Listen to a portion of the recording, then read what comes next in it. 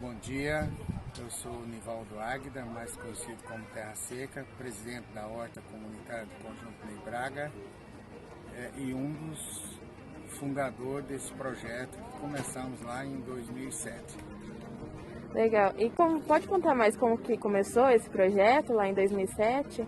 Na realidade, o projeto é um projeto do ex-prefeito Silvio Barros, que idealizou através da sua mãe essa oportunidade de você criar as hortas comunitárias favorecendo as comunidades mais carentes. Deu certo, teve uma reunião ele e o engenheiro agrônomo José Albuquerque de Oliveira, e daí eu fui trabalhar com ele e nós começamos a construir hortas nos bairros de Maringá. Ao fim da gestão do Silvio Barros, nós tínhamos construído 37 hortas igual essa que você está vendo. Nossa. E quantas pessoas trabalham aqui como voluntário? Hoje na nossa horta aqui no Ney Braga eu não tenho voluntário, eu tenho as famílias, eu tenho 26 famílias que trabalham aqui na horta, mas a essência do projeto não é financeiro, e sim resgatar a parte social. São pessoas de 70, 75, 80 anos de idade que estavam em casa e que hoje convivem aqui dentro da horta praticamente 10 horas, 12 horas e que não sentem absolutamente nada, sentem o prazer de botar a mão na terra. E vem bastante gente aqui na horta, que não trabalha aqui, mas que vem pegar uma verdura. Nós temos um fluxo muito grande. Além do bairro ser um bairro muito grande, com mais de 1.000 residências, ainda existe os comerciantes das periferias que vêm comprar aqui, porque aqui ele paga praticamente um preço a 50% ou menos do valor que ele ia comprar no grande mercado. Para você ter uma ideia, nós vendemos aqui um pé de alface a R$1, um pé de almeirão a R$1. E hoje, precisamente hoje, eu fiz uma pesquisa, tem alface na rede de mercado aí que está R$3,25. E a qualidade nossa é o que você está vendo. Ela é uma qualidade, se não chega a ser 100% orgânica, mas ela também não é nociva, porque ela é plantada e a gente cuida. A nossa água é uma água de poço artesiano, que não contém cloro. Então, assim, a qualidade da alimentação, ela não chega a ser 100% orgânica, porque a gente não tem aqueles parâmetros agrônomos acompanhados para ser agrônico. Mas ela tem uma qualidade muito maior do que determinadas verduras que você não tem o conhecimento de onde ela vem, como que ela vem, como que ela é produzida. E as mudas chegam até vocês como? Muda, insumos, tipo adubo orgânico que vocês usam? Nós temos uma parceria com o município. O município manda uma vez por mês quantidades de bandejas de muda. É bem verdade que não nos satisfaz. E o resto a gente tem que comprar particularmente para complementar os canteiros para não ficar sem. Porque o nosso giro, a nossa horta, apesar dela ter 9.000 metros quadrados, mas pelo consumo e pela procura da comunidade ela se torna pequena. Então, aquilo que a prefeitura manda é de bom grado, mas aquilo que não manda nós temos que comprar para complementar e fazer de tudo para a gente não ter falta de mercadoria na horta.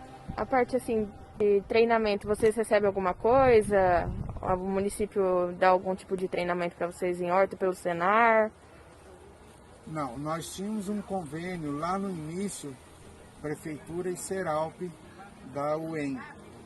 Esse convênio foi extinguido e hoje, falar a verdade para você, nós não temos uma assistência agrônica aqui na horta. Não temos.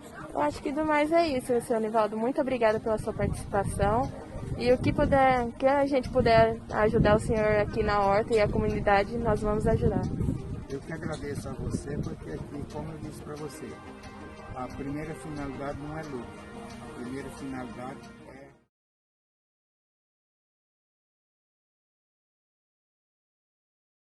Oi, meu nome é Valéria Borges de Onegura, sou arquiteta paisagista, trabalho já há 19 anos fazendo jardins, projetando jardins. Vou falar um pouco sobre o jardim japonês, o jardim estilo japonês e também sobre a minha participação no projeto do Parque do Japão de Maringá. Quando a gente fala de jardim japonês, a primeira coisa que vem à nossa mente é aquele estereótipo do jardim japonês tradicional. Mas há também outros dois estilos, que são o Zen e o contemporâneo, que na verdade nada mais é do que o amadurecimento do jardim japonês com o passar dos tempos. E qual que é a diferença entre eles? Vamos começar pela história, porque o jardim japonês, ele veio da China, na verdade, e ele carrega um simbolismo muito forte e religioso, porque assim como a arquitetura foi influenciada e principalmente a religião, o jardim japonês ele acabou virando uma releitura do jardim chinês da época da dinastia Han. No Japão nós temos as montanhas, que às vezes eles fazem trabalhando a topografia, temos pedras, temos bonsais. O que é o bonsai? É uma miniaturização de uma árvore, geralmente ela é feita com matsu, o pinheiro negro. Então, o que aconteceu? Esse jardim tradicional vai ser aquele jardim que, quando a gente pensa em jardim japonês, é o primeiro que vem na cabeça, com as pedras ali todas bem agrupadas, com um laguinho, com a ponte curvada. O jardim Zen e o jardim contemporâneo ainda carrega fortemente a simbologia religiosa do jardim japonês tradicional. A diferença é que o jardim Zen ele tem menos elementos, ele é mais contemplativo, e o jardim contemporâneo é um jardim que recebeu forte influência dos jardins europeus, como a gente pode, por exemplo, ver as topiárias quadradas no meio do jardim. São vários os elementos do jardim japonês. O principal dele é o ishi, a rocha. As rochas que são colocadas naturais, tiradas geralmente de cursos de rios. E devido à simbologia religiosa, porque na religião shintoísta, os japoneses veem o elemento natural, uma árvore, uma pedra, sagrado, porque ele carrega o Deus dentro de si. Aquelas rochas é como se os deuses estivessem ali. Então, seria o ponto de partida e o principal elemento do jardim japonês. Os principais elementos de um jardim japonês são, em primeiro lugar, a rocha. A rocha Ishi, ela representa os deuses no jardim, porque na religião shintoísta essas entidades estão sempre presentes na natureza, nas pedras, nas árvores. Depois nós temos o Ike, o lago, e aquele modelo que veio, Lago Ilha, veio da China, que foi o primeiro estilo de jardim japonês, é o modelo Lago Ilha. Temos também pedriscos, que são usados para fazer leitos de rios secos, temos ou para caminhar, né, sobre os pedriscos, temos riachos, temos lanternas, que são os torôs, temos as pontes, hashi. Quando é uma ponte de pedra, geralmente você vai ouvir falar a pronúncia bashi, porque vai ter outra palavra antes da pedra, né, do significado da ponte. Temos também riachos, a água caindo em cascata para se trabalhar com barulho no jardim. Temos plantas, muros, cercas, casa de chá, pedras para pisar, que seria o tobi-ishi. As pontes, que podem ser de bambu, madeira ou pedra. E também o tsukubai. O tsukubai é uma bacia de pedra que é usada para purificação.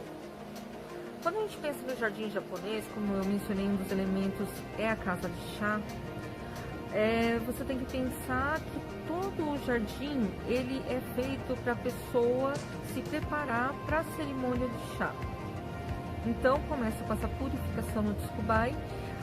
Os pisos são feitos de uma forma que a pessoa vai caminhar mais lentamente, contemplando, trabalhando essa interiorização. Outro elemento importante no jardim japonês são as plantas. Ali nós temos principalmente as cerejeiras japonesas, sakura, os bambus, take, e um momidi, que é da família dos áceros. São plantas que têm toda uma simbologia. O bambu, por exemplo, ele representa a resiliência, a flexibilidade.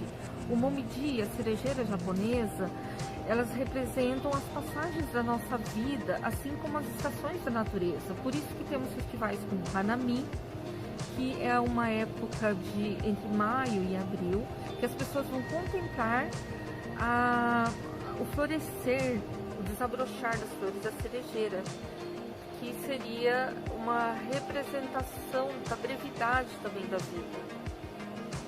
Fora isso, nós temos outras plantas, como o ginkgo, a azaleia. Temos também outras plantas, como as íris, a íris germânica, a glicínia, os maxos, que são os pinheiros negros usados para fazer o bonsai mais tradicional, entre outras plantas. Há jardins japoneses que são carregados de musgos, por exemplo. Temos tuias, azaleias. Nos jardins com água temos as lótus. Muitos desses jardins, muitas dessas plantas são encontradas no jardim do Parque do Japão. Nessa época que eu participei como voluntária, que foi no ano de 2006, eu desenvolvi uma lista de plantas. Eu trabalhei junto com o Sr. Kawashimo, peguei o projeto original e elaborei uma lista com os nomes das plantas que estavam no projeto, os nomes científicos em latim, colocando também a imagem dessas plantas e também o nome dela popular, tanto em japonês como em português. Por quê? Porque essa lista precisava ser elaborada para facilitar a licitação das plantas e também para que houvesse um melhor entendimento na hora de executar, de escolher as mudas, para que fosse feito fielmente, o máximo possível, o projeto original que veio do Japão, né, que são vários autores de lá. Quais foram as dificuldades? Eu penso, nessa fase em que eu participei, a dificuldade era que a gente tinha que ver uma planta que fosse a mais fiel possível, ou que contribuísse da forma com que contribuiria a planta que eles escolheram no projeto original. Sempre foi falado, não podemos alterar as plantas, não podemos alterar o projeto, mas algumas, junto com o Sr. Kawashimo, precisou ser trocada, a gente conversou e viu qual seria a melhor opção, porque o jardim japonês tem plantas que não se adaptam ao clima de Maringá, que é bem mais quente, dependendo da região, comparado ao Japão. Então, algumas plantas como as glicínias, como a íris germânica, elas podem não se adaptar tão bem em Maringá. Então, nós vemos ali no parque que algumas plantas brasileiras, como a lantana câmara, o cambará, foi usado. Algumas foram substituídas. Ao mesmo tempo, o que a gente vê no jardim, que é o jardim japonês, assim, representa o jardim japonês? Desde o início, a arquitetura, cerca de bambu, o momiji, o acer, temos ginkgo, temos carvalho, azaleia, temos os cursos de água, temos também outro elemento do jardim tradicional, que é a carpa, o koi, a carpa japonesa, né, que são joias, nishikigoi, são joias no jardim japonês. Temos também a casa de chá. É um jardim que ele representa muito do jardim japonês. E com o passar do tempo, ele vai ficar cada vez mais lindo. Porque faz parte, o povo oriental já é conhecido por sua paciência, né? Paciência oriental. Então, até nisso, eu acho que o jardim no Parque do Japão, ele representa bem o jardim japonês. Aquela virtude de saber esperar, de admirar, de contemplar a passagem do tempo, o amadurecimento de um jardim. Acho que é isso. Muito obrigada pela oportunidade de participar.